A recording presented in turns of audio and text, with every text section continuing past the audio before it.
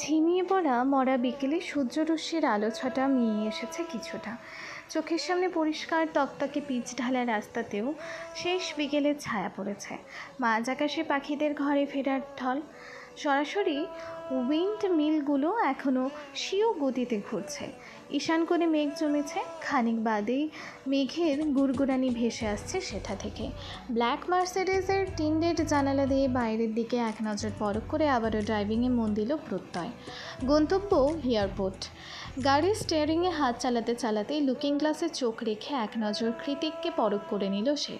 পেছনে বসে ব্যাকসিটে মাথাটা এলিয়ে দিয়ে চোখ দুটো বন্ধ করে রেখেছে কৃতিক। সেই তখন থেকে একইভাবে বসে আছে দেখে এবার প্রত্যয় একটু গলা খাকারি দিয়ে শুধালো, ভাই আরে ওকে? কৃতিক চোখ খুলল না আর, শুধু ছোট্ট করে উত্তর দিল, ঠিক আছে। যদিও বা প্রত্যয় কৃতিকের উত্তরে সন্তুষ্ট নয়, কারণ ও জানে কৃতিক ঠিক নেই, এমন একটা মুহূর্তে ঠিক থাকারও কথা নয়। তবুও জায়ান কৃতিক যখন বলেছে সব কিছু ঠিক আছে, তখন সেটাই ঠিক ধরে নিতে হবে। এর বাইরে কথা বাড়ানোটা মূর্খতার বহিঃপ্রকাশ ছাড়া আর কিছুই নয়। তাই প্রত্যয়ও সেটাই করল। কৃতিকের কথায় হ্যাঁ সূচক মাথা নাড়িয়ে পুনরায় ড্রাইভিংয়ে মন দিল। বেশ কিছুটা সময় ধরে চোখ দুটো বন্ধ রেখেও অরুর মুখটা সরানো যাচ্ছে না মানসপট থেকে। গাড়িটা এয়ারপোর্টের দিকে যত এগোচ্ছে ততই হৃদয়টা অদৃশ্য বেদনায় তপ্ত খরার মতো খাঁ খাঁ করছে। কৃতিক বরাবরই উগ্র মেজাজেই হুটহাট করে সিদ্ধান্ত নিয়ে নেয় যখন তখন, কিন্তু অরুর বেলায় সম্পূর্ণ তার বিপরীত। আজও অরুকে অমন করে একা ছেড়ে আসছে মন সায় দেয়নি কৃতিকে। তাই তো অর্ণবকে বলে এসেছে অরুর বাসায় সর্বক্ষণ নজর রাখতে। অরুর কথা ভাবতে গিয়ে পাশে পড়ে থাকা মোবাইল ফোনটা হাতড়ে নিল কৃতিক। অতঃপর গ্যালারিতে ঢুকে স্ক্রল করতে লাগলো কাল ভোরে ধারণকৃত কিছু একান্ত মুহূর্ত। কৃতিকের মোবাইলে অরুর তেমন কোনো ফটো নেই বললেই চলে, কিন্তু গতকাল সূর্যোদয়ের সময় কটেজে নিজেদের অন্তরঙ্গ মুহূর্তের পরে অরুর বেশ কয়েকটা ছবি তুলেছিল কৃতিক, যেখানে দেখা যাচ্ছে শরীরে সফেদ রঙা কমফর্টার জড়িয়ে গাল ফুলিয়ে বসে আছে অরু। চোখ দুটো অশ্রুসিক্ত, কেঁদে কেটে লাল বর্ণ ধারণ করেছে সুন্দর ফর্সা কোমল মুখটা। অরুর ছবিতে চোখ বুলিয়ে ওর রাগের কারণ ভাবতে ভাবতে হাজে নরম করে হেসে ফেলল কৃতিক। একে একে ভাবতে লাগলো কাল ভোর থেকে এই মুহূর্ত অবধি ঘটে যাওয়া প্রত্যেকটা ঘটনা। কাল মিষ্টি ভোরে নরম রোদের আড়ালে মিষ্টি অরুকে নিজের মতো করে কাছে টেনে নিয়েছিল কৃতিক। এরপর অরুর ছোট্ট শরীরে চলেছিল কৃতিকের দীর্ঘক্ষণের রাজত্ব আর কর্তৃত্ব। ভালোবাসার পর্ব শেষ করে কৃতিক যখন সবে সবে একটু আবেশিত ঘুমের তোপে চোখ দুটো বুঝেছিল, তখনই কর্ণকুহরের ঝংকার তোলে কন্ত্রণরত অরুর ফোপানোর আওয়াজ। অরু কাছে ব্যাপারটা মস্তিষ্কে গিয়ে বিট করতেই শোয়া থেকে চট করে উঠে বসল কৃতিক। ঘুম জড়ানো কণ্ঠে অবুঝের মতোই চোখ বড় বড় করে প্রশ্ন করলো অরুকে, কি হয়েছে, কাঁদছিস কেন? বয়সে 12 বছরের বড় কৃতিকের কাছে অষ্টাদশী অরু বরাবরই বাচ্চা সম। একমাত্র কৃতিক আর আবার সামনেই ওর বাচ্চামি করার স্বভাব রয়েছে। কৃতিকের আওয়াজ পেয়ে অরু এক মুহূর্তে বাচ্চাদের মতোই ফ্যাঁচ ফেঁচিয়ে কেঁদে উঠল। শরীরে একটা সুতাও নেই। কোনো মতে নরম চাদরটাকে শরীরে পেঁচিয়ে অরু অস্পষ্ট আওয়াজে ফোপাতে ফোপাতে বলল, আপনি সেদিন গাড়িতে বলেছিলেন আমাকে একটুও কষ্ট দেবেন না, সব সময় জেন্টাল থাকবেন, অথচ আজকে দেখুন আপনার ভালোবাসার চোটে আমি আহত হয়ে গিয়েছি। অরুর কথায় কৃতিক উদ্বিগ্ন হয়ে শুধালো, বেশি লেগেছে? ডক্টরের কাছে যেতে হবে? অরু দাঁত কটমটিয়ে বলল, চুপ করুন বেহায়া লোক, এসব অসুস্থতা নিয়ে কেউ ডক্টরের কাছে যায়? কেউ না গেলেও তুই যাবি, কারণ তোকে নিয়ে আমি একটু রিস্ক নিতে চাই না। এমনিতেও এসবের জন্য তোর বয়সটা অনেক কম। কৃতিক কথা শেষ করে অরুকে কোলে নেওয়ার জন্য উদ্যত হলে হুড় মুড়িয়ে অরু খাট থেকে নেমে যায়। তবে বিছানা ছেড়ে নেমে গিয়ে খুব একটা সুবিধা করতে পারল না বেচারি। পা দুটো অবশ্যই থাকার দরুন কমফোর্টের সহই ধপ করে বসে পড়ল মেঝেতে। অরুর এহেন নাজেহাল অবস্থা দেখে ঠোঁট টিপে হাসি সংবরণ করল কৃতিক। অতঃপর এগিয়ে গিয়ে অরুকে পুনরায় বাহুবদ্ধ করে কোলে তুলে ওর কানের কাছে মুখ নিয়ে হাসকি টোনে হিসিয়ে বলে, আগেই বলেছিলাম তোকে, ডার্ক রোমান্স আমার বেশ পছন্দ। কৃতিকের কণ্ঠে ঘোর মাদকতা, চোখ দুটোতে কামনার জোয়ার। ওর এমন দ্রুত নিঃশ্বাসে ভরকে যায় অরু। শুষ্ক ঢোক গিলে শুধায়, কি হয়েছে আপনার? অরুকে বিছানায় ছড়ে ফেলে দিয়ে তপ্ত আওয়াজে কৃতিক বলে, baby, from now on I won't be gentle anymore. Be a good girl, okay? Aru হকচকিয়ে উঠে বলল। কি? অরুর আশ্চর্যের সীমানা তুঙ্গে নিয়ে ঠোঁটের কোণে একটা ক্রুড় হাসি ঝুলিয়ে বেডসাইড টেবিলের ড্রয়ার থেকে একটা হ্যান্ডকাফ বের করতে করতে কৃতিক বলল। ভয় নেই, আমার সাথে থাকলে অভ্যেস হয়ে যাবে। রিসর্ট থেকে বাড়িতে ফিরে বেলা 12টার দিকে পুরোপুরি ফর্মাল গেট আপে রেডি হয়ে রুম থেকে বেরিয়েছে কৃতিক। অ্যাক্সিডেন্টের কারণে বেশ অনেকটা দিন ভার্সিটিতে যেতে পারেনিও। গতকাল উইকেন্ড ছিল বলে বাড়িতেই সময় কাটিয়েছে। আর আজ হুট করেই ডিপার্টমেন্ট প্রফেসরদের মিটিংয়ে জরুরি তলব পড়েছে ওর, না গেলেই নয়। তাই তো অরুকে নিয়ে দ্রুত বাড়িতে ফিরেছে কৃতিক। তবে বিপত্তি ঘটেছে অরুকে নিয়ে। সেই যে রিসর্টে বসে রাগ করে গাল ফুলিয়েছে, এখনও সেভাবেই বসে আছে। অরুর কাছে অবশ্য রাগ করার যথাযথ যুক্তি রয়েছে, তবে কৃতিকের মতামত অনুযায়ী নিজেকে সামলাতে না পারলে আমার কি করণীয়? হলরুমের কাউচে বসে টিভি দেখতে দেখতেই অরুর চোখ গেল কৃতিকের দিকে। শরতের আকাশের মতো লাইট ব্লু শার্টের ফুল স্লিভস হাতার বোতামগুলো বেশ মনোযোগ দৃষ্টিতে লাগাতে লাগাতে নিচে নামছে কৃতিক। কাঁধের একপাশে ঝুলে আছে ল্যাপটপ ব্যাগ। আজ অনেক দিন পরে ক্লিন শেভ করায় ওকে দেখতে অন্যরকম সুদর্শন লাগছে। কৃতিককে আর চোখে এক ঝলক পরখ করে ভেতরে ভেতরে জমিয়ে রাখা রাগটা আবারও মাথায় চড়ে বসলো অরুর। তৎক্ষণাৎ মুখ ঝামটি দিয়ে কৃতিকের দিক থেকে চোখ সরিয়ে টিভির দিকে তাকিয়ে বিড়বিড়ালো অরু। দয়া মায়াহীন নির্দয় ভাষান সাইকো বদমাস লোক। অরুর এত অভিযোগ আর গালাগাল বোধ হয় কৃতিক শুনেও শুনল না, বরং এগিয়ে এসে অরুর কপালে টকাশ করে একটা গভীর চুমু খেয়ে নির্লিপ্ত কণ্ঠে শুধালো। ব্যথা কমেছে জান? অরু জবাব না দিয়ে অন্যদিকে মুখ ঘুরিয়ে নিল। অরুর কাণ্ডে কৃতিক চোয়াল শক্ত করে বলল। ইগনোর করা আমার পছন্দ নয় অরু। তুই আমাকে যা খুশি বল, সমস্যা নেই। আমার উপর জিদ ফলাতে নিজের হাত ব্যবহার কর, তাতেও সমস্যা নেই। কিন্তু আমাকে ইগনোর কিংবা রিজেক্ট করার দুঃসাহস দেখাবি না, কখনোই না। অরু এবার মাথা নিচু করে মিনমিনিয়ে বলল। আপনি আমাকে কষ্ট দিয়ে আনন্দ পান, তাই না? কৃতিক অরুর চিবুক ধরে ওর মাথাটা তোলে, চোখের মধ্যে চোখ রেখে বলল। তুই আমার সম্পত্তি বেবি, তোর সব কিছু আমার জন্য বিলং করে। যেভাবে খুশি তোকে সেভাবে আদর করার অধিকার আমি রাখি। এটাকে যত দ্রুত পজিটিভলি নিবি, তত তাড়াতাড়ি তোর কাছেও সব কিছু স্বাভাবিক মনে হবে। কথা শেষ করে নতুন উদ্যমে অরুর দুগালের চুমু খেয়ে গটগটিয়ে বেরিয়ে গেল কৃতিক। অরুর শরীরটা সত্যি সত্যি ভালো নেই। সকাল থেকেই জ্বর ভাব, শরীর ম্যাচ ম্যাচ করছে। আগের রাতে না ঘুমানোর দরুন মাথাটাও ধরে আছে খুব। এই মুহূর্তে বিশ্রাম নেওয়াটা বড্ড জরুরি। তাই কৃতিকের অর্ডার করে রেখে যাওয়া খাবার আর ওষুধ খেয়ে হল রুমেই চাদর টেনে ঘুমিয়ে পড়ে অরু। একটা দুঃস্বপ্নের মাঝপথে আটকে গিয়ে অরুর যখন হুট করেই ঘুম ছুটে যায়, তখন সূর্য ঢলে পড়েছে পশ্চিম আকাশে। দুঃস্বপ্নের পরিণতি জানার সাহস কিংবা ইচ্ছে কোনোটাই নেই ওর। অগত্যাই ধরফড়িয়ে শোয়া ছেড়ে উঠে বসলো অরু। ঠান্ডার মধ্যেও শরীরটা ঘেমে ভিজে জবজব করছে। হাঁপড়ের মতো ওঠানামা করছে শ্বাস প্রশ্বাস। ভয়ে জর্জরিত চুপসে যাওয়া মুখমণ্ডলটাকে বেশ অনেকক্ষণ লাগলো স্বাভাবিক করতে। কিছুক্ষণ একইভাবে বসে থেকে হাতের পিঠ দিয়ে কপালের ঘামটুকু মুছে চারিদিকে চোখ বোলালো অরু। রুমটা অন্ধকারে ছেয়ে আছে হয়তো। কৃতিক এখনও ভার্সিটি থেকে ফেরেনি। অন্ধকার রুমের আনাচে কানাচে লেজ নাড়িয়ে ঘুরে বেড়াচ্ছে বিড়াল ছানা ডোরা। কৃতিকের বাড়ির ফ্রি সার্ভিসে আগের থেকে বেশ নাদুস নুদুস হয়েছে সে। এ বাড়িতে আসার পর অনেক দিনের মাথায় সুস্থ সবল টকবগে ডোরাকে দেখে বেশ আশ্বস্ত হয়েছিল আরও। মনে মনে ভেবেছিল সবাই মিথ্যে বলে, আমার জায়েন্ট কৃতিক এতটাও খারাপ না। কিছুক্ষণ ধরে বসে বসে ডোরার নরমচরণ লক্ষ্য করার পর কয়েকবার নাক টেনে ভিতরে অনেকটা ঠান্ডা বাতাস পুড়ে নিয়ে ধীর পায়ে রুমে চলে গেল আরও। অতঃপর ফ্রেশ হয়ে জামা কাপড় পাল্টে পুনরায় ফিরে এলো হলরুমে। এখন সত্যি শরীরটা বেশ হালকা লাগছে, মেজাজটাও ফুরফুরে। অগত্যাই ডোরাকে কোলে নিয়ে অরু গিয়ে বসলো টিভি দেখতে। আজকাল এই বাড়িতে থাকা সত্ত্বেও ডোরাকে সময় দিতে পারে না অরু। কী করেই বা দেবে? আরেকজনের হাজার রকমের মুচরিং মেটাতেই তো ওর ছোট্ট জীবনটা ফালা। কখনো বিরক্ত হবে তো কখনো আদর করবে, কখনো চড়িয়ে গাল লাল করে দেবে তো কখনো নিজেই সেখানে মলম ঘষবে। কি মুশকিল! রিমোট দিয়ে এক এক করে টিভির চ্যানেল পাল্টাচ্ছে অরু। কোনো কিছুই ভাল লাগছে না। বিদেশি চ্যানেলের ছাতার মাথা কিছুই বোঝার জো নেই।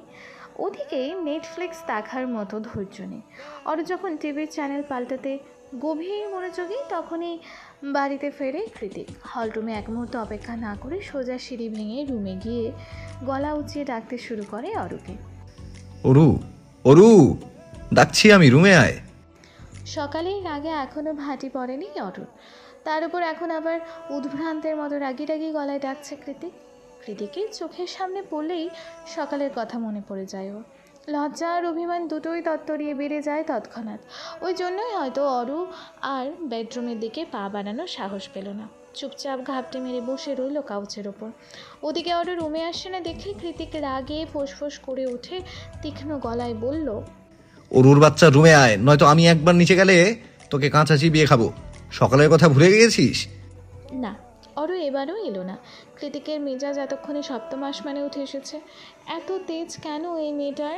কৃতিক একটু তো কোলে নিয়ে আদরি করতো ওকে, খেয়ে তো আর ফেলতো না। তাও ওপরে এলো না ওই ছলনাময়ী পিচ্ছি অরু। কৃতিক বিরক্ত হয়ে পায়ের জুতো জোড়া দুটোকে দুই দিকে ছুঁড়ে ফেলে দিয়ে খালি পায়ে তত্তর করে নিচে নেমে এলো।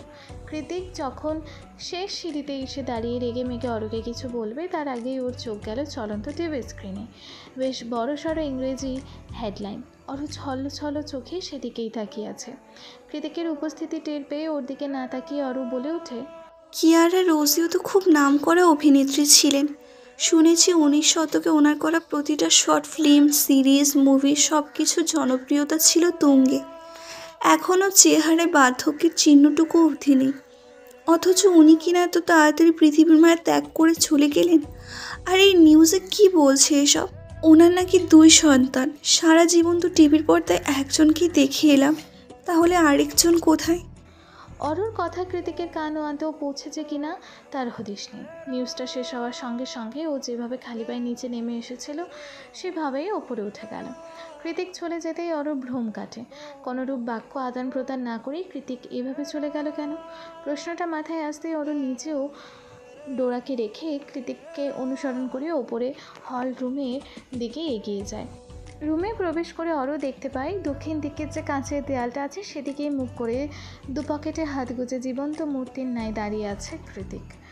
অরু মনে মনে এক অজানা আতঙ্ক খচখচ করছে। নিজের উদ্বিগ্নতা দমাতে না পেরে বিস্ময়ে হতবিহ্বল হয়ে প্রশ্ন ছুড়েই ফেলল, কি হয়েছে আপনার? আপনি কি কিয়ারা রোজিওকে ব্যক্তিগতভাবে চেনেন? আহত গলায় উল্টো শুধালো কৃতিক। আমার নাম কি অরু? অরু ঠোঁট উল্টে অস্ফুটে জবাব দিল, আপনার নাম তো জায়ান কৃতিক। কথা শেষ করার আগেই কিছু একটা আঁচ করতে পেরে থেমে গেল অরু। কৃতিক ঘুরে তাকিয়ে বলল, এখন বুঝেছিস আমার এই অদ্ভুত নামের রহস্য? সঙ্গে সঙ্গে চক্ষু ছানা বড়া হলো অরুর। চমকে গিয়ে কৃতিকের মুখের দিকে তাকিয়ে আস্তে আস্তে অরু বলল, তার মানে আপনি কিয়ারা রোজিওর বড় সন্তান? কথাটা শেষ করবার সঙ্গে সঙ্গে অজান্তেই মুখের ওপর দুহাত দিয়ে অরু বলে ওঠে, আপনি ঠিক আছেন? কৃতিক জবাব দিল না। এগিয়ে গিয়ে খাটের ওপর বসে অরুকে নিজের কাছে টেনে এনে দুহাতে শক্ত করে ওর কোমর জড়িয়ে ধরে মাথা ঠাকালো অরুর ছোট্ট পেটে। ওর এমন কাতর ব্যথাতর স্পর্শে জমে গেল অরু।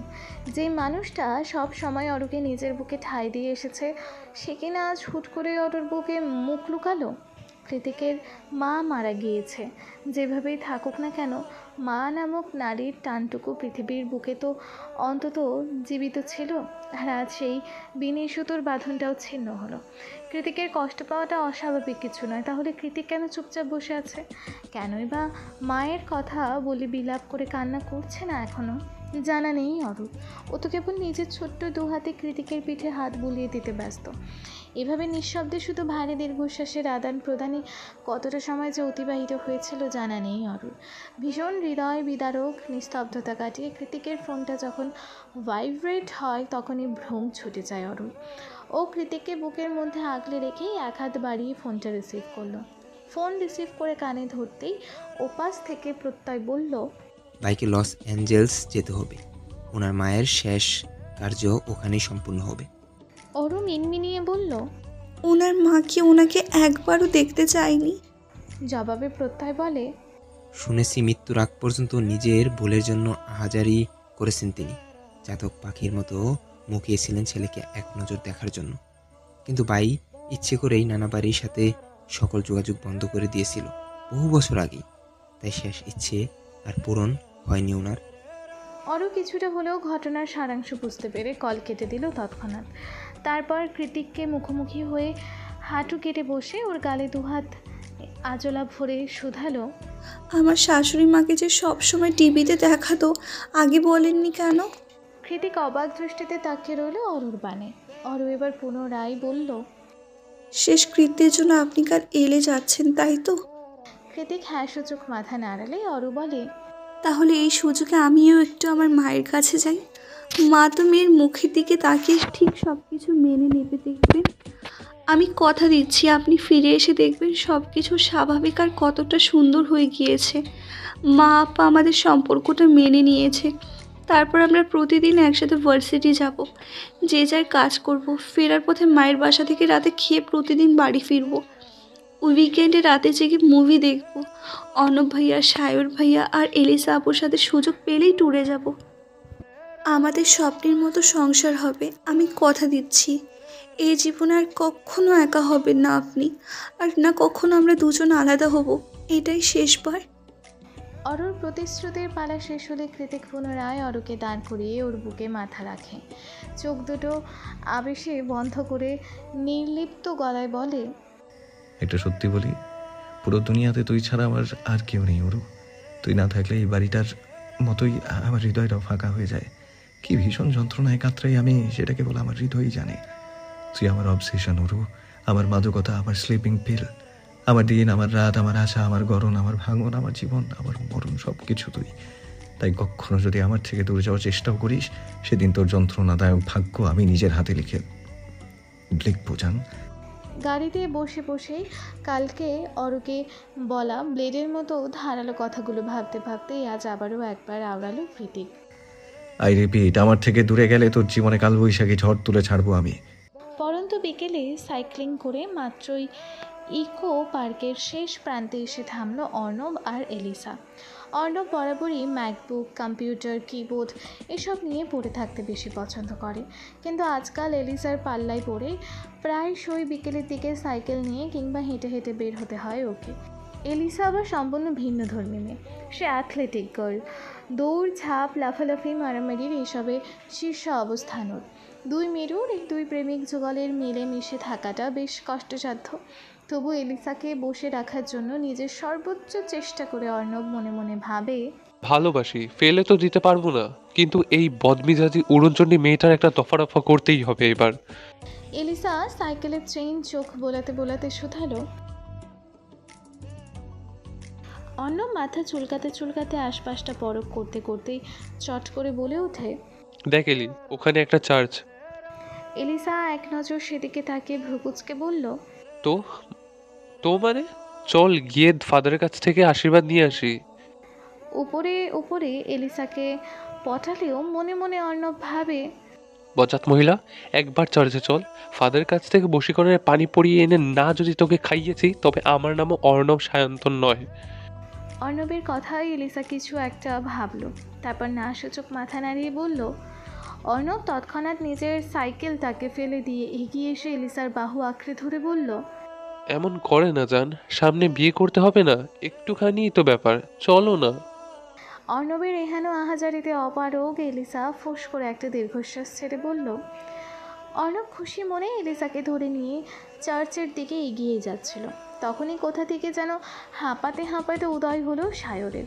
সায়রকে দেখা মাত্র বিরক্তিতে চিড়বিড়িয়ে উঠে অর্ণব বলে, শাল্লাহ, বিরিয়ানির এলাচি, আসার আর টাইম পেলি না? সায়র কথা বলার ফুসরত পাচ্ছে না, এখনও হাঁপাচ্ছে। তা দেখে এলিসা অর্ণবকে থামিয়ে দিয়ে বলল।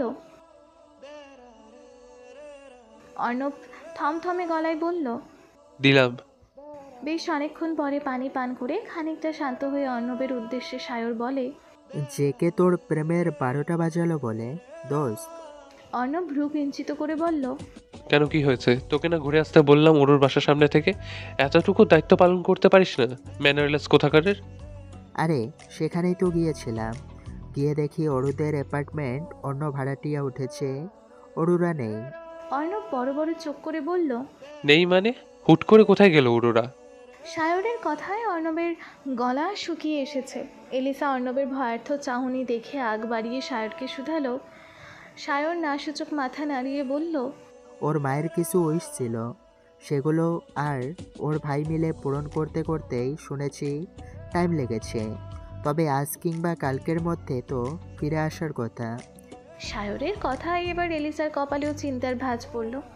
ও একটা ভয়ার্থ শুষ্ক ঢোক গিলে পেছনে খ্রিস্ট ধর্মের পবিত্র ধর্মশালা চার্চের দিকে তাকিয়ে বুকে ক্রুশ এঁকে বিড়বিড় করে বলল,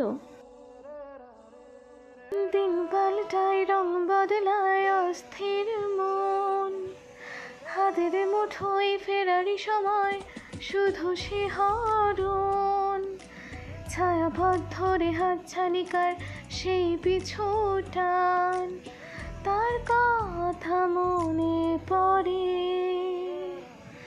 তার কথা মনে পড়ে। গাড়ির প্লেলিস্টে বাজতে থাকা চমকপ্রদ লাইনগুলো শেষ হতে না হতেই সহসা থেমে গেল ব্ল্যাক মার্সিডিজ গাড়িটা। জানালার কাছ নামিয়ে সে তখন থেকে নিকটিনে ধোঁয়া ওড়াচ্ছে কৃতিক। যার দরুন গাড়িটা থেমে যাওয়া সত্ত্বেও প্রত্যয়কে আগ বাড়িয়ে আর কিছু প্রশ্ন করল না, বরং মসৃণ চামড়া দিয়ে তৈরি প্রশস্ত গদিতে পায়ে পা তুলে বসিয়ে দু ঠোঁটের ফাঁক দিয়ে ধোয়ার কুণ্ডলি ছেড়ে অন্য হাতে ফোন তুলে কল লাগালো ব্ল্যাক হার্ট ইমোজি দিয়ে সেভ করা একটা নম্বরে। কৃতিক কলে ব্যস্ত এই সুযোগে গাড়ি থেকে সহসা নেমে গেল প্রত্যয়। আজ 13 দিনের মাথায় লস অ্যাঞ্জেলেস থেকে সান ফ্রান্সিসকো ফিরেছে ওরা। কৃতিকের মা বড় পর্দার সাবেক তারকা, সেই হিসেবে অনেক বেশি দায়িত্ব আর ফর্মালিটিস ছিল সেখানে। এছাড়া বেশ কিছু ইন্টারভিউ তো ছিলই। ইয়ারা রোজারিওর দ্বিতীয় ঘরের সন্তান রয়েছে ঠিকই, তবে সে একা হাতে সকল দায়িত্ব সামলানোর মতো ততটাও বড় নয়। একসাথে অনেকগুলো ধকলের ফলস্বরূপ পরিস্থিতিটাই বদলে গিয়েছিল তখন। অগত্যায় ইচ্ছে না থাকা সত্ত্বেও থেকে যেতে হয়েছিল কৃতিককে।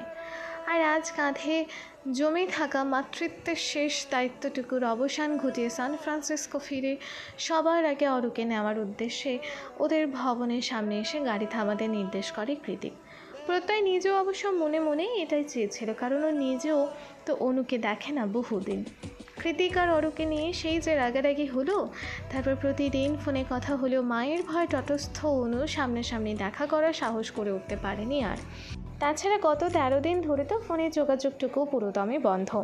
ও জন্যই তো বহু দিনের দূরত্ব প্রত্যয়ের হৃদয়টাও যে পুড়ছে খুব। দিনের আলোকে পায়ে মারিয়ে সন্ধ্যা নেমেছে এই তো কিছুক্ষণ হলো। পশ্চিম আকাশে এখনও সূর্যের সোনালি আবিরের ছটা। গোধূলি সন্ধ্যায় তীব্র হাওয়া দিচ্ছে প্রকৃতি, যার দরুন ভবনের পাশে টানানো যুক্তরাষ্ট্রের বিশাল সাইজের একফালি পতাকাটা পথ করে উঠছে। সেই সাথে উঠছে প্রত্যয়ের কপাল ছুঁই ছুঁই লম্বা চুলগুলো। নতুন করে টানানো পতাকাটাকে এক নজর পরখ করে তরাক গতিতে ভবনের দিকে চোখ সরিয়ে নিল প্রত্যয়। একতলা 2 তলা ছাড়িয়ে নজরবন্দি হলো 3 তলায় অবস্থিত কর্নারের অ্যাপার্টমেন্টটা। ভর সন্ধ্যাবেলাতেও সেটায় নিকোষ কালো অন্ধকার বিরাজমান। কোনো রুমেই এক ফোঁটা আলো জ্বলছে না। পুরো ভবনে এই একটা অ্যাপার্টমেন্টেরই এই হাল দেখে বিস্ময় বিমূর্ত হলো প্রত্যয়ের হাসি হাসি মুখখানা। অনুর রুমের টানা বারান্দায় চোখ বুলিয়ে অস্ফুটেই বিড়বিড়ালো প্রত্যয়। ব্যাপারটা কি? অনু তো সবসময় করে সন্ধ্যাবাতি জ্বালিয়ে দেয়, তাহলে আজ কোথায় গেল সব? প্রত্যয়ের অযাচিত ভাবনার ছেদ ঘটে কৃতিকের দ্রুত পায়চারির আওয়াজে। ও চোখ ঘুরিয়ে দেখতে পায় এই ঠান্ডা হাওয়ার মাঝেও নিজের ওভারকোটটা ছুঁড়ে ফেলে দিয়ে কানে ফোন আর হাতে সিগারেট নিয়ে ক্রমাগত পায়চারি করছে কৃতিক। চেহারায় তার ভীষণ তীক্ষ্ণতার বিরক্তির ছাপ। দেখে মনে হচ্ছে কোনো কিছুর অপারগতায় জিদের তোপে নিজের চুল নিজেই টেনে ছেড়ে ফেলতে চাইছো। ক্রমশ একই নম্বরে ডায়াল করতে করতে চোয়াল শক্ত হয়ে ওঠে কৃতিকের। একদিক থেকে ওই দিক পায়চারি করতে করতে বলে ওঠে, ওরু জান বাচ্চা আমার, প্লিজ ফোনটা তোল। এই বয়সে তোর জন্য এত পাগলামি করতে আর ভালো লাগে না আমার। অথচ প্রতিটা মিনিট, প্রতিটা সেকেন্ড, প্রতিটা মুহূর্ত চিন্তা দিয়ে পাগল করে ছাড়িস আমাকে। এত কেন নির্দয় তুই? কৃতিকের বেপরোয়া আর উদ্ভ্রান্ত ভঙ্গিমা নজরে এলে প্রত্যয় এগিয়ে এসে শুধালো। এনি প্রবলেম ভাই? কৃতিক সিগারেট শেষ টান দিয়ে ধোঁয়া উড়াতে উড়াতে 3 তলার দিকে এক ঝলক তাকিয়ে ভরাট গলায় বলল, অনুকে কল দাও প্রত্যয়, আবার বদমাস বউটা কল তুলছে না। কৃতিকের কথা শুনে প্রত্যয়ের ভেতরটা ধক করে উঠল আচমকা। ও তৎক্ষণাৎ গলা খাদে নামিয়ে বলল, অনু তো সকাল থেকেই কল তুলছে না ভাই। আমি ল্যান্ড করার পর থেকেই কল দিয়ে যাচ্ছি, ফোন অফ। প্রত্যয়ের কথায় কৃতিকের শক্ত চোয়াল ধারালো হয়ে উঠল কিছুটা। বাজ পাখির মতো তীক্ষ্ণ নজরটা পুনরায় চলে গেল 3 তলার টানা বারান্দায়। তিমিরে ঢাকা বারান্দার দিকে কয়েক সেকেন্ড তাকাতেই চট করে কৃতিকের সুকৌশলী মস্তিষ্কটা খারাপ কোনো কিছুর পূর্বাভাস অনুভব করলো। তৎক্ষণাৎ পেশিবহুল হাত দুটো মুষ্টিবদ্ধ হয়ে উঠল ওর। ছুরির ফলার মতো ধারালো নজরটা প্রত্যয়ের দিকে ঘুরিয়ে দাঁতে দাঁত পিষে কৃতিক হুকুমের স্বরে বলল, প্রত্যয় উপরে যাও, ভেতরে কে আছে না আছে, কে কি করছে, কে কি বলছে কিচ্ছু দেখার দরকার নেই। সোজা গিয়ে অরুকে টানতে টানতে নিচে নিয়ে এসো। কৃতিকের কথায় হ্যাঁ সূচক মাথা নাড়িয়ে প্রত্যয় ভবনের দিকে চলে গেলেও কৃতিকের মন বলছে অরু ওপরে নেই। অরু যদি ওপরেই থাকতো তবে তা ঠিকই টের পেত কৃতিকের হৃদয়। আর ওই জন্যই সে সন্দেহটুকু হঠাৎ প্রত্যয়কে পাঠানো। প্রত্যয় চলে গেলে কৃতিক গাড়ির ডিকিতে হেলান দিয়ে চোখ দুটো খিঁচে বন্ধ করে নিল। প্রচণ্ড যন্ত্রণায় মাথা ফেটে যাচ্ছে। তার সাথে যোগ হয়েছে হৃদয়ের লেলিহান। একটা মেয়ের জন্য আর কত! আগে তাও শারীরিক মানসিক দুটোই দূরত্ব ছিল, ভালোবাসাটা একতরফা ছিল। কৃতিক নিজেকে ব্যাপকভাবে সামলে নিয়েছে বহুবার, কিন্তু এখন সবটা পাওয়া হয়ে গিয়েছে। অরুর শরীরের প্রতিটা খাঁচে খাঁচে কৃতিকের তীব্র ভালোবাসার স্পর্শ জড়ানো, সেই সাথে হৃদয় মোচানো মায়া তো আছে। এখন কি করবে কৃতিক? পেয়ে হারানোর ব্যথাটা যে বড্ড যন্ত্রণাদায়ক। অরু কি তা বোঝে না? খানিকক্ষণ চোখ দুটো বন্ধ রেখে অরুকে খুব কাছ থেকে অনুভব করতে করতে অস্পষ্ট আওয়াজ ভেসে এলো কৃতিকের গলা থেকে, আই সোয়ার অরু, তোকে খুঁজে না পেরে আমি যে তোর কি হাল করবো সেটা আমি নিজেও জানি না। Light, camera, action. ডিরেক্টর রিচার্ডের মুখ থেকে শব্দ কখানি বের হতেই লাইটের সামনে দাঁড়িয়ে একের পর এক সুদর্শন পোজ দিতে শুরু করলো সায়ন। শেষ রাতে শ্যুট চলছে, সামনেই সামার ফেস্টিভ্যাল। বছরের শুরুর দিকে এই সময় এসে ফটোশ্যুটের কাজে বেশ ব্যস্ত সময় পার করে সায়ন। রোগা পাতলা লম্বাটে গড়ন আর ব্রাউন স্কিন টোনের সায়রের নিখুঁত চেহারা আর আত্মবিশ্বাসী র্যাম্প ওয়ার্কের দরুন গুচি, লুইস ভুইটন, নাইক, ক্যালভিন ক্লাইনের মতো পৃথিবীর সেরা নামি দামি প্রায় অনেকগুলো ব্র্যান্ডেরই সুপার মডেলের খেতাব রয়েছে সায়রের ঝুলিতে। এত সাকসেস আর প্রতিপত্তির বাইরে গিয়ে না পাওয়ার তালিকাটাও বৃহত্তর। আর এখন এই সময়ে এসে সবচেয়ে যেটা বেশি প্রয়োজন ওর জীবনে সেটা হলো জীবনসঙ্গী, যাকে এখনও খুঁজে পাওয়া হয়নি সায়রের। ঠিক জানি কবে পাবে, কার নামই বা লেখা আছে ওর ভাগ্য জুড়ে। ডিরেক্টর সাহেব প্যাকআপ বলতে সায়র দ্রুত হেঁটে মেকআপ রুমে চলে গেল। ওর পেছন পেছন গেল আরও দুজন স্টাফ, যারা এই মুহূর্তে ওর মেকআপ ঠিকঠাক করবে। সায়র এগিয়ে গিয়ে চেয়ারের উপর গা ছেড়ে বসেছে, কি বসেনি, আগেই ঝিমঝিম আওয়াজে ভাইব্রেট হলো ওর মোবাইলটা। কে কল দিয়েছে দেখার জন্য ফোনটা চোখের সামনে ধরতেই তড়াক করে লাফিয়ে উঠল সায়র। ফোনের স্ক্রিনে কৃতিকের রাগি রাগি চেহারাটা ভাসছে, তার উপর গুটি গুটি ইংরেজি অক্ষরে লেখা ব্রিটিশ হিটলার। কৃতিক কল দিয়েছে, তাও এই সময় ব্যাপারটা সন্দেহজনক। ফোনের দিকে তাকিয়ে মনে মনে সায়র বলে, এবার কি করব? কি উত্তর দেব? কলটা কি কেটে দেব? কিন্তু কল না ধরলে তো আরেক বিপদ।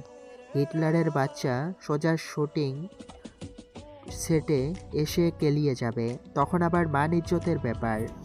কিছুক্ষণ একইভাবে ফোনের দিকে চেয়ে থেকে চোরের মতো এপাশ ওপাশ তাকিয়ে কয়েক দফা শুষ্ক ঢোক গেলে ফোন রিসিভ করে ভয়ে ভয়ে কানে ধরল সায়র। ফোন তোলার সঙ্গে সঙ্গে এপাশ থেকে হ্যালো ট্যালো বলার কোনোরূপ ফুসরত না দিয়েই ওপাশ থেকে চেঁচিয়ে উঠল কৃতিক। সায়রের বাচ্চা আমার অরু কই? কৃতিকের কথায় ছোট্ট করে একটা দীর্ঘশ্বাস ছাড়ল সায়র। মনে মনে বলল, জানতাম, যত দোষ সায়র ঘোষ। সায়র উত্তর দে, অর্ণবকে আমি বলে যাইনি অরুর দিকে খেয়াল রাখতে? কোথায় ওই হতচ্ছাড়া? অরুকে খুঁজে না পেলে কিন্তু এলিসাকে আমি নিজে দাঁড়িয়ে থেকে অন্যত্র বিয়ে দেব, কথাটা বলে দিস ওকে। কৃতিকের আগে কাঁপছে, কথার টনিতে স্পষ্ট বোঝা যাচ্ছে।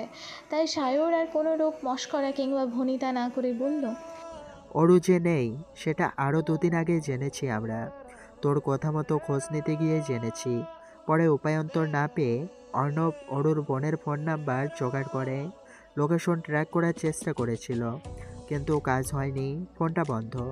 লাস্ট লোকেশন ওদের অ্যাপার্টমেন্টেই। কৃতিক ক্রোধে ফেটে পড়ে বলল, হাদারাম, তাহলে আগে কেন জানাসনি আমাকে? এতদিন পরে এখন আমি কোথায় খুঁজবো ওকে? সায়র ভয়ার্থ কণ্ঠে বলল, তুই রেগে যাবি, তুই চিন্তা করবি, তাই সাহসে কোলায়নি। ওর কথায় কৃতিক দাঁত খিঁচে বলে ওঠে, তো এখন কি আমি ঠিক আছি? তোর কি মনে হয়? সায়র জবাব দিল না। অপর পাশে নীরবতা আঁচ করে কৃতিক নিজের অতিরিক্ত ক্রোধ দমিয়ে গলা কিছুটা খাদে নামিয়ে শুধালো। অর্ণব কোথায়? ফোন কেন তুলছে না ও? সায়র বলল, তোর ভয়ে ফোন টোন বন্ধ করে কোথায় যেন খাপটি মেরে আছে। বেবি এলিসার বাসায়। ফাক অফ। কৃতিক শেষ কথাটা বলার সঙ্গে সঙ্গে পিক পিক করে কলটা কাটার আওয়াজ ভেসে এলো। সায়র একটা স্বস্তির নিঃশ্বাস ছেড়ে বলল, যাক, এইমাত্রই বেঁচে গেলাম। অতঃপর পরক্ষণেই কপাল জুড়ে সূক্ষ্ম চিন্তার ভাঁজ পড়ল ওর। আয়নায় নিজের প্রতিবিম্বের দিকে তাকিয়ে বিড়বিড় করে আওড়ালো সায়র। পথে যেতে পারে ওরু। একটা ক্রোধিত গর্জনের সঙ্গে সঙ্গে মোবাইল ফোনটা শরীরের সর্বশক্তি দিয়ে পাহাড়ের ঢালে ছুঁড়ে মারল কৃতিক। সন্ধ্যা রাতে যা ভেবেছিল তাই হয়েছে। শুধু অরু কেন, অরুর একটা চিহ্ন পর্যন্ত পড়েনি কৃতিকের জন্য। আর এই ব্যাপারটায় জ্বালিয়ে পুড়িয়ে শেষ করে দিচ্ছে কৃতিককে। হৃদয়ের অসহ্য যন্ত্রণার মস্তিষ্কে চলতে থাকা আগ্নেয়গিরির দাবানল যেন একসাথে গ্রাস করে নিচ্ছে ওকে। প্রচুর মানসিক চাপে নিজের অজান্তেই বারবার হাতের পিঠ দিয়ে নাক ঘষে যাচ্ছে সেই সন্ধ্যা থেকে। মাথাটাকে সামান্য একটু ক্ষণিকের নিস্তার দিতে নিয়ে দিশলাই দিয়ে আবারও সিগারেট ধরিয়ে নতুন উদ্যমে নিকোটিনের ধোঁয়া বাষ্পিত করতে ব্যতিগ্রস্ত হলো কৃতিক। সন্ধ্যা থেকে কতবার যে স্মোক করেছে সে খেয়াল নেই ওর। সিগারেটে পুরে সুন্দর ডার্ক ব্রাউন পুরুষালী ঠোঁট জোড়া এক রাতেই কেমন তামাটে রং ধারণ করেছে। শেষ রাতের আকাশে মিটিমিটি করে জ্বলছে শুকতারা। তমসাচ্ছন্ন রাতে পুরো শহর ঘুমিয়ে আছে। ঘুম নেই শুধু কৃতিকের দু চোখে। ওর ঘোর লাগা নিদ্রাহীন চোখ দুটো জুড়েই তো শুধু অরুর বসবাস। মেয়েটা হারিয়ে গিয়েও ঘুমোতে দিচ্ছে না। কি আশ্চর্য! কৃতিক যখন বাইকে হেলান দিয়ে স্মোক করতে করতে হিজেবিজে ভাবছিল, তখনই হুড়মুড়িয়ে ছুটে আসে প্রত্যয়। পাহাড়ের চূড়ায় পৌঁছে কৃতিকের দেখা পাওয়ার সঙ্গে সঙ্গে বড় করে দম নিল। সেই সাথে হাত দুটো দিয়ে হাঁটুতে ভর করে হাঁপাতে লাগলো কিছুক্ষণ। নিস্তব্ধ রাতে শুনশান পরিবেশে হাঁপুড়ের মতো ওঠানামা করছে প্রত্যয়ের বক্ষদেশ।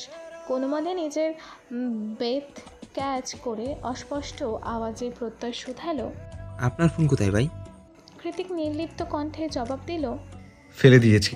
কোথায় ফেলেছেন? কৃতিক চোখ দিয়ে ইশারা করলো পাহাড়ের ঢালে। প্রত্যয় সেদিকে তাকিয়ে একটা দীর্ঘশ্বাস ছেড়ে বলল, খোঁজ নিয়েছি ভাই, অরোরা সান ফ্রান্সিসকোর কোথাও নেই। কৃতিক বলল, শুধু সান ফ্রান্সিসকো না, পুরো ইউএসএতে যে নেই সেটা আমিও জানি। থাকলে লোকেশন ট্র্যাক করা যেত। অন্য কোনো ইনফরমেশন থাকলে বলো। প্রত্যয় ঠোঁট কামড়ে বলল, ডক্টর এডওয়ার্ডের চেম্বারে গিয়েছিলাম। কৃতিক একবার সচকিত হয়ে শুধালো, কি বলেছেন উনি?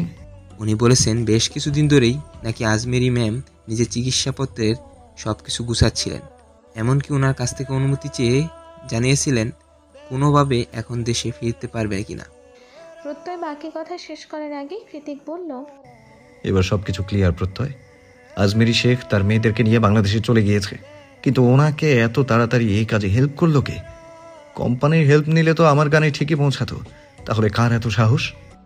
প্রত্যয় এত বেশি ঘাঁটল না, বরং উল্টো প্রশ্ন ছুড়ে বলল, কিন্তু ভাই, বেরিতে ফিরে কোথায় যেতে পারে?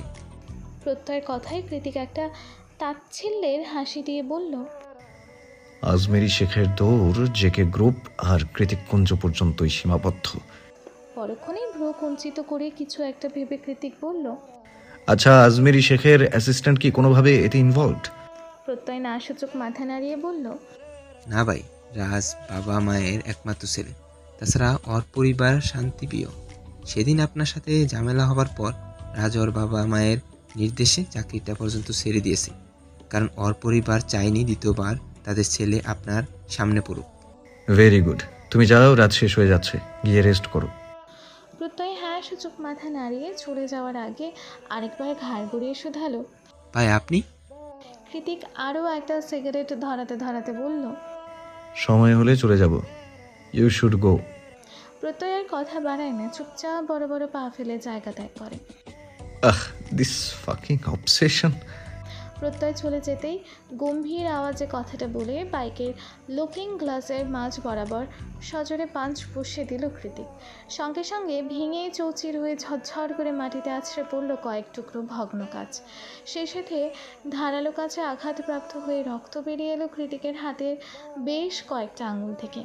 নিজের রক্তাক্ত হাতের দিকে এক পলকও না তাকিয়ে উল্টে একের পর এক ধোঁয়ার কুণ্ডলি ছাড়তে ছাড়তে পুনরায় গর্জে উঠে হিংস্র গলায় কৃতিক বলল, প্রতারক, মিথ্যাবাদী, ছলনাময়ী, নিজের সব কিছু আমার মাঝে বিলিয়ে দিয়ে হাজারটা মিথ্যা প্রতিশ্রুতি শুনিয়ে আমাকে নিজের জন্য উন্মাদ বানিয়ে ছেড়ে এভাবে মায়ের হাত ধরে পালিয়ে যেতে একবারও কলিজা কাঁপলো না তোর? আমি তোর আদতে কি হাল করব সেটা একবারও মাথায় আসেনি, তাই না? ঠিক আছে, জায়ান কৃতিকের আসল চেহারাটা এবার তুইও দেখবি। কি ভেবেছিলি পিচ্ছি বলে ছেড়ে দেব? মোটেই না। জায়ান কৃতিক এতটাও সাধু পুরুষ নয়। ভালোবাসার দহনে একটু একটু করে পুড়িয়ে মারবো তোকে আমি, ঠিক যেভাবে তুই আমাকে মেরেছিস। তোকে যেদিন পুরোপুরি ভাঙতে পারবো সেদিন আবারও এই বুকে ঠাঁই পাবি তুই, তার আগে নয়। পাহাড়ের ঢাল বেয়ে কিছুটা নিচে গিয়ে কৃতিকের থেকে দূরত্ব বাড়িয়ে সেখানেই ধপ করে বসে পড়ে প্রত্যয়। দুর্বল হাতে চিকন ফ্রেমের চশমাটা খুলে অদূরে সান ফ্রান্সিসকো মূল শহরের দিকে নিষ্প্রভ চোখে তাকিয়ে মনে মনে প্রত্যয় বলে, ভাই কি করে বুঝাই, আমার চোখে যে আজ রাত আর ঘুম নামবে না। এভাবে সারা জীবন পাশে থাকার প্রতিশ্রুতি দিয়ে কোথায় হারিয়ে গেলে তুমি অনু? এই 1000 কিলোমিটারের দূরত্ব ছাপিয়ে আমি কি আদৌ তোমাকে খুঁজে পাবো? আর কি দেখা হবে আমাদের? অযাচিত প্রশ্নের উত্তর মেলে না আর। উল্টে প্রেয়সীকে হারানোর নিদারুণ বিজ্ঞপ্তিতে ছেয়ে যায় হৃদয়ের শহর। সহসায় হাত দিয়ে নিজের বুকের বাম পাশটা চেপে ধরে প্রত্যয়। চোখের কার্নিশ পেয়ে গড়িয়ে পড়ে অশ্রুসিক্ত দুফোঁটা নোনা জল। তৎক্ষণাৎ শার্টের হাতার উল্টো পিঠ দিয়ে সেই জলটুকু আড়াল করে পকেট থেকে ফোন হাতড়ে কাউকে কল লাগালো ও। ওপাশ থেকে কে কী বলল সেটা না বোঝা গেলেও এপাশ থেকে প্রত্যয় বলল, অনন্যা শেখের বিডি নাম্বারটা চাই আমার, অ্যাজ সুন অ্যাজ পসিবল। অবশেষে কৃতিক যখন বাড়িতে ফিরল তখন সবে সবে ভোর হয়েছে মাত্র। চারিদিকে সূর্যের সোনালি ছটা নিদারুণ আলো ছড়াচ্ছে। ডুপ্লেক্স বাড়িটা কাঠের শোপিসের মতন মাথা উঁচু করে স্বস্থানে দাঁড়িয়ে আছে। এই একটা মায়া যা কৃতিককে আজ অবধি ছেড়ে যায়নি। ফ্রেঞ্চ গেট ছাড়িয়ে টলতে টলতে ভারী পদযুগল বাড়ির দিকেই এগিয়ে যাচ্ছে কৃতিক। ওর চোখ দুটো আগের চেয়েও অনুভূতিশূন্য। প্রতিটি কদমে অজানা আক্রমণ হানা দিচ্ছে হৃদয়ে। সেখান থেকে কেউ একজন অসহায় গলায় চিৎকার করে বলছে, ভেতরে যাস না, কষ্ট হবে, ওখানে ওরও নেই, সব ফাঁকা। তৎক্ষণাৎ জিদি উগ্র মনটা গম্ভীর ধারালো গলায় বলে উঠছে, না থাকলে নেই, ওই মিথ্যে বাদীটা কবেই বা ছিল আমার। কয়েকদিনের জন্য ফিরে এসে কেবল হৃদয়ের ঠাতে এক সমুদ্র জলোচ্ছ্বাস তুলে দিয়ে আবার জায়গা মতো ফিরে গেছে। ছলনাময়ী একটা, নিজের সবকিছু দিয়ে আমাকে পাগল বানাতে চেয়েছিল কিন্তু পারেনি। শেষ কথাতে দম আটকে এলো কৃতিকের। চোখ দুটো বন্ধ হয়ে এলো তৎক্ষণাৎ। আবারও সেই এলোমেলো অনুভূতি, অরুর গায়ের মিষ্টি গন্ধ, অরুর নরম তুলতুলে ঠোঁট, ওর স্পর্শ, সব কিছু এখনও জীবন্ত দু চোখের পাতায়। সেই সব কথা মাথায় এলে উন্মাদ হয়ে যায় কৃতিক। তবে জিদ্দি মস্তিষ্কটা খুব বেশিক্ষণ ভাবতে দিল না অরুকে। সব কিছু মাথা থেকে ঠেলে সরিয়ে আকস্মাৎ চোখ দুটো খুলে ফেলল ও। পরবর্তীতে আবারও ভারী পা ফেলে এগিয়ে গেল মেইন ডোরের কাছে। দরজা খুলতে খুলতে হাতের পেট দিয়ে সেই কখন থেকে এক নাগারে নাকের ডগা ঘুষছে কৃতিক। ব্যাপারটা বিরক্তিকর আর আশঙ্কাজনক, কিন্তু কৃতিক কাছে প্যানিক অ্যাটাক নতুন কিছু নয়। তাই ও এসবে কোনো রূপ পাত্তা না দিয়ে চুপচাপ ভেতরে ঢুকে গেল। ভেতরে প্রবেশ করে হলরুমে পা রাখার সঙ্গে সঙ্গে চোখের দৃশ্যগত হলো বিড়াল ছানা ডোরা। আবারও সেই অরস্মৃতি। বিরক্তিতে এবার চড়বড়িয়ে উঠল কৃতিক। গর্জে উঠে তেতো গলায় ডোরাকে ধমকের সুরে বলল, তুই এখনো এখানে কি করছিস? যা ভাগ। অবুঝ প্রাণী ডোরা কি বুঝলো কে জানে, হুট করে মিয়াও মিয়াও আওয়াজ করা থামিয়ে দিয়ে চুপচাপ লেজ গুটিয়ে অন্যদিকে হাঁটা দিল সে। ডোরাও চলে যাচ্ছে। ব্যাপারটা বোধগম্য হতেই হাঁটু ভেঙে ধপ করে মেঝেতে বসে পড়ল কৃতিক। কৃতিক অতঃপর কাতর কণ্ঠে বলে উঠল, যাস না ডোরা। ডোরা গেল না, সেখানেই লেজ গুটিয়ে বসে পড়ল তখনই। কৃতিক সেদিকে এক নজর পরক করে মৃদু হেসে আবারও নাকের ডাঙায় আঙুল ছোঁয়াতে বুঝতে পারল ওর নোজ ব্লিডিং হচ্ছে। কৃতিক ঝাপসা চোখে আঙুলের দিকে তাকিয়ে বিড়বিড়িয়ে বলল, Again, this fucking panic attack. বিরক্তিকর। কোনো মতে হাতের উল্টো পিঠ দিয়ে ভালো মতো রক্তটুকু মুছে কৃতিক কাঁপা কাঁপা হাতে পাহাড়ের ঢাল থেকে কুড়িয়ে আনা আধা ভাঙা ফোনটা দিয়ে আর্জেন্ট লিখে মেসেজ করলো ফ্রেন্ডস গ্রুপে। তারপর একটু নিচের দিকে স্ক্রল করে আবারও সেই ব্ল্যাক হার্ট ইমোজি দিয়ে সেভ করা নাম্বারের মেসেজ অপশানে গিয়ে কাঁপা হাতে টাইপ করলো কৃতিক। আবারও আমাকে একা করে দিয়ে কোথায় চলে গেলি হার্টবিট? তোকে ছাড়া আমি ঠিক নেই, মোটেই ঠিক নেই। তুই ঠিক আছিস তো জান? পুরোপুরি চোখ বুঝে যাওয়ার আগে এতটুকুই টাইপ করেছিল কৃতিক। ও জানতো এই মেসেজ কিংবা এই নাম্বার কোনোটাই অরুর কাছে পৌঁছাবে না। আর তবু ছন্ন ছাড়া বেপরোয়া মনটাকে কে বোঝাবে এই কথা? কেই বা দেবে অরুর খবর? আচ্ছা, অরু আদৌ ঠিক আছে তো? মাঝরাতে বিশাল কক্ষের লাগোয়া কাঠের দরজায় তীব্র করাঘাতের ঝনাত ঝনাত শব্দে যেন পুরো অন্দরমহল কেঁপে উঠছে কৃতিকপুঞ্জের। সেই সাথে কাচের চুরি ভাঙার টুংটাং আওয়াজ। অমন শক্তপোক্ত দরজা ভেদ করে ভেতরের আওয়াজ তো বাইরে আসার কথা নয়। তবু ভেতর থেকে অরুর গগন কাঁপানো হৃদয় বিদারক একটা চিৎকারে কম্পিত হয়ে উঠছে অনুর শরীর। ওনা দিয়ে দু হাত মুখ চেপে ধরে অরুর কক্ষের বাইরে দাঁড়িয়ে আছে অনু। ওদিকে দরজার বাইরে কারো উপস্থিতি টের পেতেই বাড়াবাড়ি রকমের উত্তেজিত হয়ে উঠছে অরু। নিজের সর্বশক্তি দিয়ে দরজা ধাক্কাতে ধাক্কাতে ভেঙে ফেলছে হাতের সবগুলো চুরি। অরুকে এইভাবে বুক ফাটিয়ে কাঁদতে দেখে অনু কাঁপা কাঁপা গলায় বলে ওঠে, অরু বোন আমার, একটু শান্ত। আমি মামির কাছ থেকে চাবি ছিনিয়ে এনে তোর রুমের দরজা খুলে দিচ্ছি, তবু এভাবে কাঁদিস না দয়া করে। অনুর কথায় তীব্র কান্নায় ভেঙে পড়ে অরু। সে বলল, জায়েন কৃতিককে ছাড়া আমি মরে যাব আপা। তুই দয়া করে আমাকে তার কাছে যেতে দে। আর কোনোদিনও তোদের এই অপয়া মুখ দেখাবো না, তবুও তাকে ছাড়া বাঁচবো না। অনু ভেবে পায় না জায়ান কৃতিকের মতো একটা উগ্রমেজাজি দয়া মায়াহীন পাষণ্ড পুরুষের জন্য কিনা তার এইটুকু বোন এইভাবে পাগল হয়ে গেল। কিন্তু কেন? কি এমন আছে জায়ান কৃতিকের মাঝে? কোন জাদু বলেই বা বশ করেছে সে অরুকে? কই, অনুর চোখে তো কোনোদিন তেমন কিছু পড়েনি। কৃতিক অরুকে জোর করে বিয়ে করেছে ব্যাপারটা ভাবতে গেলেও মাঝে মাঝে সন্দেহ হয় অনুর। মনে মনে বলে, কি করে সম্ভব এটা? কৃতিক ভাইয়াকে তো কখনো ওরুর দিকে ভালো করে তাকাতেও দেখলাম না, অথচ ওরু কিনা তার জন্য এভাবে পাগলামি করছে। আচ্ছা, কৃতিক ভাইয়া কি আসলেই এতটা ভালোবাসা ডিজার্ভ করে? উনি তো সুযোগ পেলে ওরুকে মারধর করে, তাহলে ওরু কেন এমন করছে? একটু আত্র ভালোবাসলে কি কোনোদিন এতটা পাগলামি করা যায়? মোটেই না। তার মানে কি কৃতিক ভাইয়ার ভালোবাসাটা ইন্ডিভিজুয়াল? আমরাই শুধু দেখতে পাই না, যার জন্য রয়েছে সে ঠিকই গভীরতা টের পেয়েছে এই ভালোবাসার। অনুর ভাবনার ছেদ ঘটে ওরুর ফোপানোর আওয়াজে, কিন্তু পরিশ্রান্ত কণ্ঠে ওরু পুনরায় বলে, আপা দে না যেতে, মরে যাবো তো। তুইও তো ভালোবাসিস, তাহলে আমি কি দোষ করেছি? অরুর আকুতি মিনতি শুনে কান্না দমিয়ে রাখতে পারল না অনু। অজান্তেই চোখের পাতা ভারী হয়ে গড়িয়ে পড়ল অশ্রুজল। অতঃপর কোনো মতে নিজেকে সংবরণ করে অনু বলল, কিরে, যাবি কৃতিক ভাইয়ার কাছে? ভুলে গিয়েছিস আমরা যে বাংলাদেশে চলে এসেছে, আর তোর জায়ান কৃতিক এখনও সেই ক্যালিফোর্নিয়াতে। অনুর কথায় এক প্রকার ঝাঁঝিয়ে উঠল অরু। অসম্ভব তেতো গলায় বলল, তাহলে কেন নিয়ে এলি আমাকে? তোদের কি মনে হয় ওনাকে ছাড়া আমি ভালো থাকবো? মোটেই না। জায়েন কৃতিককে ছাড়া পাগল হয়ে যাব আমি। শুনেছিস তুই? তোর মামি আর মাকেও কথাটা বলে দে। আমার স্বামী একবার ফিরে এলে প্রত্যেককে কৃতিক কুঞ্জ থেকে হটিয়ে ছাড়বে, তবুও আমাকে ছাড়বে না। অনুর কষ্ট হচ্ছে খুব। ছোট বোনটার এমন দুরূহ অবস্থা সহ্য করা যাচ্ছে না। তাছাড়া মা তো এখন আগের চেয়ে ভালোই সুস্থ। দু একটা কথা বললে খুব বেশি বাড়ি বাড়ি হবে না, সেই ভেবেই অনুর চোখ মুছতে মুছতে পা বাড়ালো মায়ের কক্ষের দিকে। মনে মনে ঠিক করলো, আজ মায়ের পায়ে পড়ে অনুরোধ করে হলেও সব কিছু ঠিক করতে হবে। মামি আর রেজা ভাইয়ার বুদ্ধিতে মা এবার সত্যি সত্যি অতিরিক্ত করছে। ওরুকে আটকে রাখার মতো তো এমন কিছুই হয়নি। ও তো আর উড়ে উড়ে আমেরিকা চলে যেতে পারবে না, তাহলে কেন এমন নির্দয় আচরণ? ভেবে পায় না অনু।